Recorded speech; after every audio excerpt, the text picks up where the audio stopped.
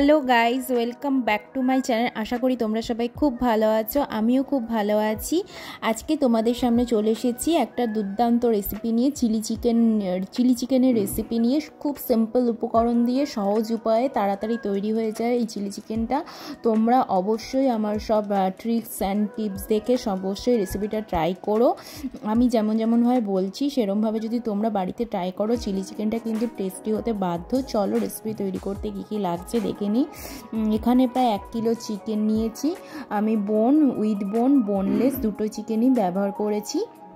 আর এরকম করে পেঁয়াজটা কেটে নিয়েছি বড় বড় করে, ক্যাপসিকাম, আদা রসুন আর দুটো ডিম নিয়েছি, যে 3টে ডিম নিয়েছি, যেহেতু আমাদের চিকেনের পরিমাণটা বেশি।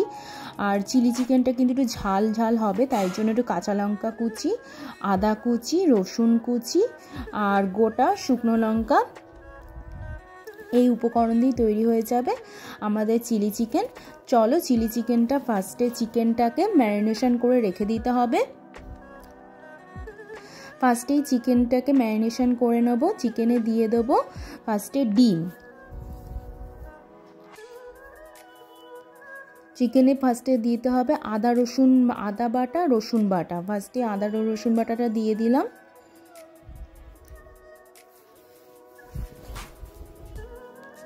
এখানে 2 চামচ আদা রসুন বাটা দিলাম। তারপরে দিলাম গোলমরিচ গুঁড়ো।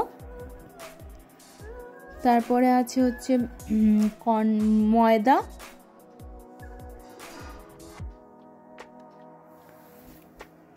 তারপর আছে গরম মশলা বাটা, গোটা গরম মশলা বেটে নিয়েছি, সেটাই ইউজ করছি। তারপর আছে কর্নফ্লাওয়ার, 2 চামচ কর্নফ্লাওয়ার দিয়েছি।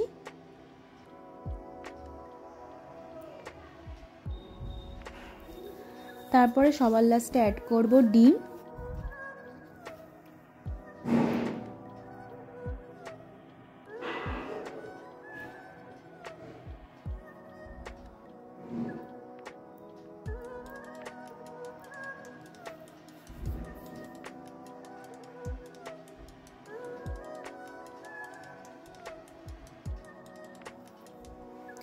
দুটো ডিম অ্যাড করলাম। দুটো ডিম দিয়ে দেখে নিলাম যে মাখাটা ঠিক মতো হয়েছে কিনা। তাহলে যদি না হয় তাহলে একটা ডিম অ্যাড করবো, নাহলে আর অ্যাড করবো না।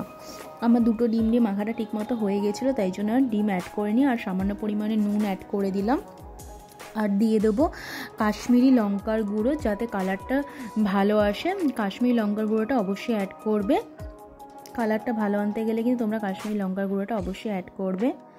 দিয়ে আর খুব ভালোভাবে মেখে নিতে হবে।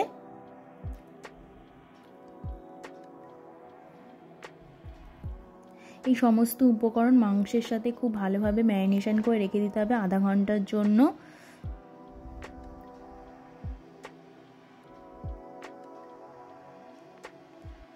একটু মাখার পর মনে হচ্ছিল ময়দাটা একটু কম, তাই জন্য কোটিংটার জন্য একটু ময়দা অ্যাড করলাম।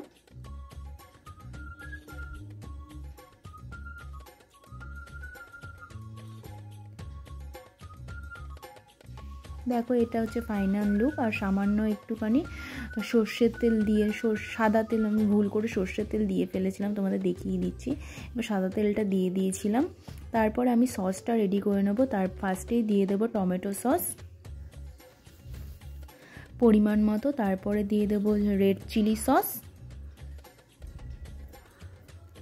তারপরে দিয়ে দেবো ডার্ক সয়া সস। সয়া সসটা একটু পরিমাণে কম দেবে।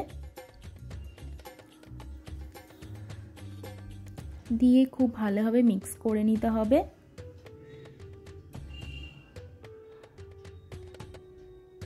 দেখো কালারটা কি চেঞ্জ হয়ে যাচ্ছে, কি সুন্দর লাগছে কালারটা।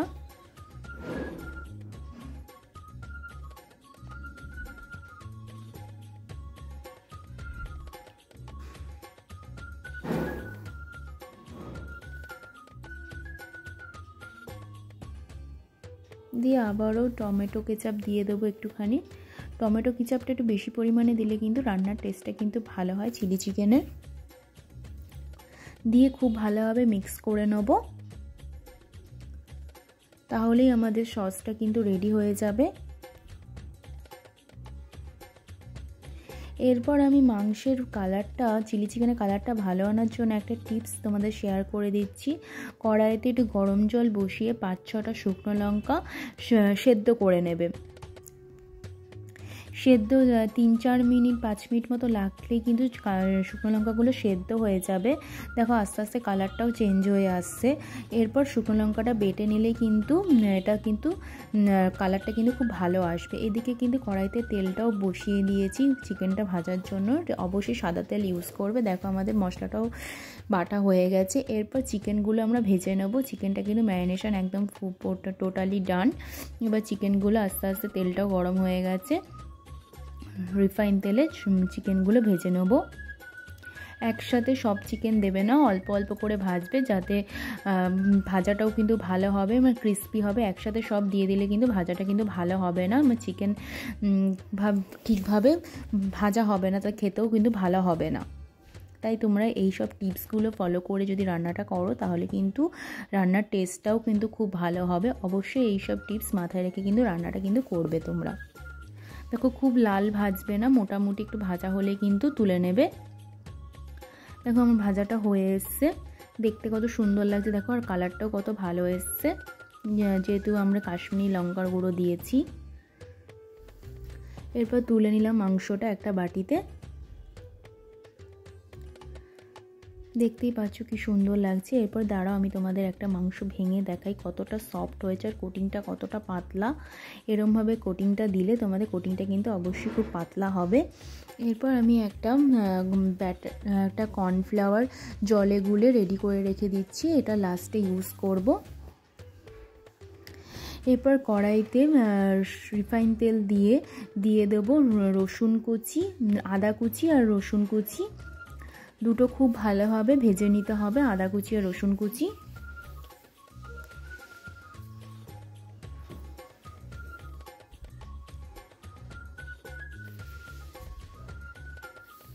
খুব ভালোভাবে ভাজা হয়ে গেলে দিয়ে দিতে হবে শুকনো লঙ্কা যে পেস্টটা আমরা করেছিলাম সেটা। দেখো এরমভাবে যদি কালারটা চেঞ্জ হয়ে আসে তখন বুঝে যাবে তোমার মশলাটা কিন্তু রেডি হয়ে এসছে।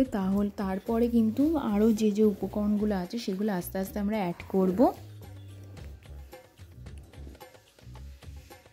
এরপর অ্যাড করে দেবো ক্যাপসিকাম, তারপর অ্যাড করে দেবো পেঁয়াজ কুচি। ক্যাপসিকাম আর পেঁয়াজটা খুব ভালোভাবে ভেজে নিতে হবে, মোটামুটি ভেজে নেব ক্যাপসিকাম আর পেঁয়াজ।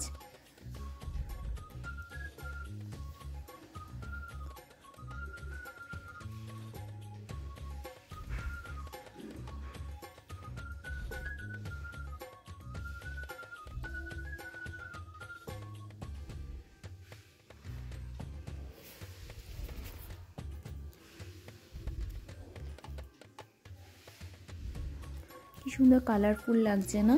তারপর ভালোভাবে ভাজা হয়ে গেলে তৈরি করে রাখা সসটা আছে সেটা কিন্তু অ্যাড করে দেবো। আমি সসে একটু জল অ্যাড করেছিলাম যাতে থিকনেসটা একটুখানি কমে, তাই জন্য একটু জল অ্যাড করে দিয়েছিলাম। আমি যেহেতু ফ্রাইড রাইসের সাথে এটা সার্ভ করব তাই জন্য আমি এটা ড্রাই রাখবো না, আমি একটু জল দেবো আর একটু লেবুর রসও দিয়ে দিলাম ভিনিগারের বদলে, তাহলে কিন্তু টেস্টটা কিন্তু আরও ভালো হয়। আর দিয়ে দিলাম চিনির গুঁড়ো আর সামান্য পরিমাণে নুন। সস দিয়েছি তাই ব্যালেন্সের জন্য একটু চিনি দিয়ে দিলাম আর একটু গোলমরিচ গুঁড়োও অ্যাড করে দিলাম। দিয়ে আবারও খুব ভালোভাবে মিক্স করে নিতে হবে। এরপর মশলাটা ভালোভাবে কষে আসলে দিয়ে দেবো ভেজে রাখা চিকেনগুলো।